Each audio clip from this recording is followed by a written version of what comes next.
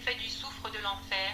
En créant le monde, il a fait des êtres humains de la boue. Savez-vous que la pierre est d'une meilleure qualité que la boue? Pourtant Dieu a dit que l'homme devrait régner sur tout ce qu'il avait créé, y compris moi et mes anges. Savez-vous que quand vous dites à l'argile et la boue de régner sur les pierres et les rocs, vous avancez vers quelques obstacles? Le diable dit, cela m'avait dérangé et je t'ai agacé. En conséquence, nous avons décidé de convoquer notre propre réunion pour contrer le plan de Dieu. Les membres du Conseil suprême de notre gouvernement qui inclut Lucifer, Léviathan, Satan, d'autres sont Belial, Belzébuth, Astaroth, Mago, Asmodée, Orion, Païmon, Amémon, Aranton, Cassiel, Sachiel, Gabriel, Chanel, Michael et Raphaël. Notre sujet de délibération était ce que nous devons faire pour de l'homme ennemi de Dieu. Le diable a posé la question aux membres de son gouvernement à propos de ce qu'il faut faire pour que Dieu rejette l'homme. Poser cette question. Il y avait un silence d'environ 5 minutes, puis Belzébuth, le centurion des hypocrites, se leva et dit, le moyen que nous pouvons suivre est de faire pécher l'homme contre Dieu. Nous savons que Dieu déteste le péché, et donc si Dieu voit le péché dans l'homme, il le rejettera, et ainsi l'homme deviendra un ennemi de Dieu. Cela a été convenu à l'unanimité. Mais Henriton a posé une question. Comment allons-nous faire cela? Comment pouvons-nous réussir à faire de l'homme un ennemi de Dieu?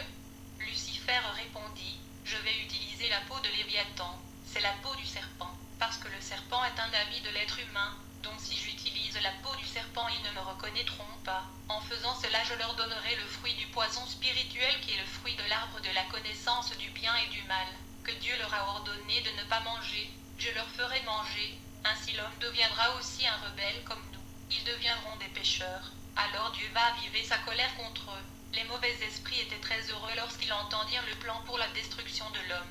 Quand Lucifer a exécuté avec succès le plan, nous étions tous très heureux. Donc Dieu Tout-Puissant a chassé l'homme du jardin d'Éden. Maintenant, mes chers frères et sœurs, d'après le récit de Satan, j'ai observé un certain nombre de choses. C'est vrai, nous l'avons lu dans le livre d'Isaïe concernant le Léviathan qui était un serpent perçant, un serpent qui vole. Vous savez, il y a quelque chose de très significatif ici que je veux que nous apprenions de cette expérience. Satan et toutes les forces du diable se sont rendus compte que le moyen le plus facile d'attraper une personne est par l'intermédiaire de son ami, par l'intermédiaire de quelqu'un qu'ils aiment. C'est le meilleur moyen d'attraper, et Satan viendra maintenant subtilement et habilement pour mettre une sorte d'arrestation sur n'importe quel individu. Mais la Bible nous dit dans le psaume 52, le fou dit dans son cœur, il n'y a pas de Dieu. Parce que quand Satan pense à toutes ces choses, il ne réalisait pas que Dieu aurait un plan alternatif si le premier a échoué. Dieu avait un plan de rédemption. Donc je vous encourage, chrétiens, comme vous écoutez maintenant, soyez très vigilants et extrêmement prudents. Écoutez, vous ne pouvez jamais être trop prudent avec Satan. Vous ne pouvez jamais être trop prudent avec Satan. Et pour que vous soyez assez prudent, vous devez vivre la vie de sainteté, une vie sainte. Et que faire pour vivre une vie sainte? Il n'y a rien qui s'appelle la sainteté sans l'obéissance à la parole de Dieu. C'est pourquoi j'ai ce message dans une de mes cassettes.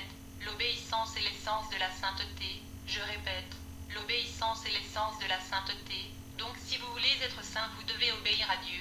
Pour continuer ma conversation avec Satan, j'ai posé une autre question au diable. J'ai dit, capitaine, pourquoi est-ce que c'est seulement le péché que vous pouvez utiliser pour la destruction humaine? Alors Satan a répondu en disant, c'est simple, voici la raison. Nous avons vécu avec Dieu Tout-Puissant aux régions célestes et nous savons ce qu'il déteste et ce qu'il aime. Nous avons testé la joie de son royaume. Et depuis qu'il nous a chassés, nous ne voudrions pas que quelqu'un hérite de ce que nous avons perdu. Écoutez, une fois que nous avons poussé l'homme à se rebeller contre Dieu, le Tout-Puissant a fait ce que nous n'avions jamais prévu du tout. Il a prophétisé au sujet de la destruction finale de notre gouvernement quand il a dit « Je mettrai inimitié entre toi et la femme, entre la postérité et sa postérité. Celle-ci écrasera ta tête et tu lui blesseras le talon. » Ceci est dans Genèse chapitre 3 verset 15. Après cette prophétie, nous étions tous tristes car nous savions ce que cela signifie. Cependant, Lucifer a appelé au calme et a dit « Quel genre de fils pensez-vous que la femme va engendrer qui sera en mesure de nous conquérir?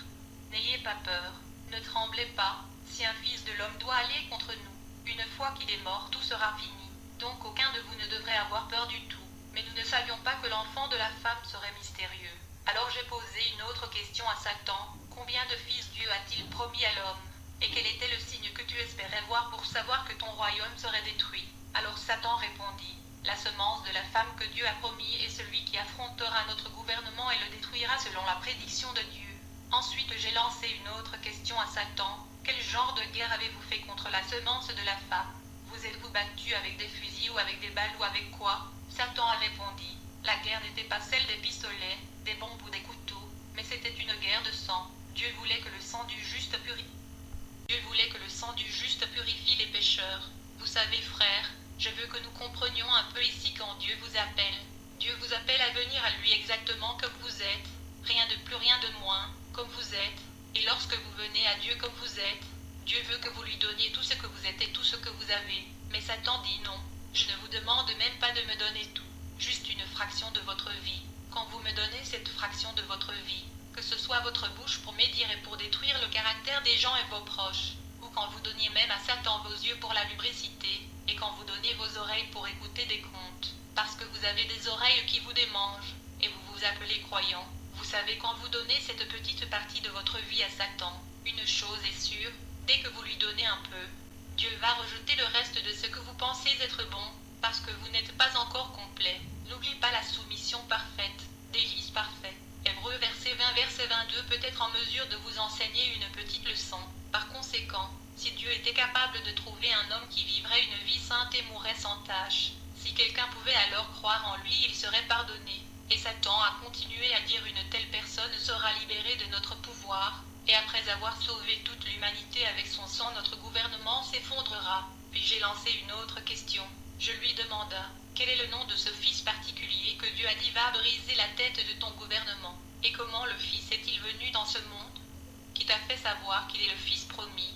Satan a répondu, c'est le nom que tu as appelé depuis que nous avons commencé la discussion, et je t'ai dit de lui appeler l'homme juste. J'ai répondu inconsciemment, je n'ai jamais su quand je dis cela, mais j'ai répondu intérieurement, et ce que ce Jésus, quand j'ai mentionné Jésus dans mon cœur, Satan hurla encore comme s'il était meurtri. Il menaça de me quitter si je citais le nom de Jésus, parce que c'était plus douloureux qu'une flèche pour lui et plus intense que le feu. Il me dit de ne jamais mentionner de nouveau ce nom. Puis j'ai répondu, capitaine, à cause de la façon dont vous parlez, je suis désolé, mais je voudrais juste savoir, cet homme juste dont vous parlez, il semble qu'il soit plus que vous. Vous n'avez rien dit de lui, je veux juste savoir quelque chose. Que se passe-t-il? Comment se fait-il que vous ne voulez pas entendre son nom ou quelque chose sur lui? Pourquoi son nom est-il si dangereux? Satan a répondu, je te n'aurais dit beaucoup plus. Mais tu es celui qui pose de nombreuses questions. J'ai dit d'accord. Oubliez toutes ces questions. Parlez-moi un peu de la seigneurie de cet homme juste. Satan est entré dans ce genre de longue histoire que j'essayerai de vous familiariser autant que possible. Beaucoup de temps se sont écoulés maintenant, mais je me souviens encore très bien comme si c'était hier.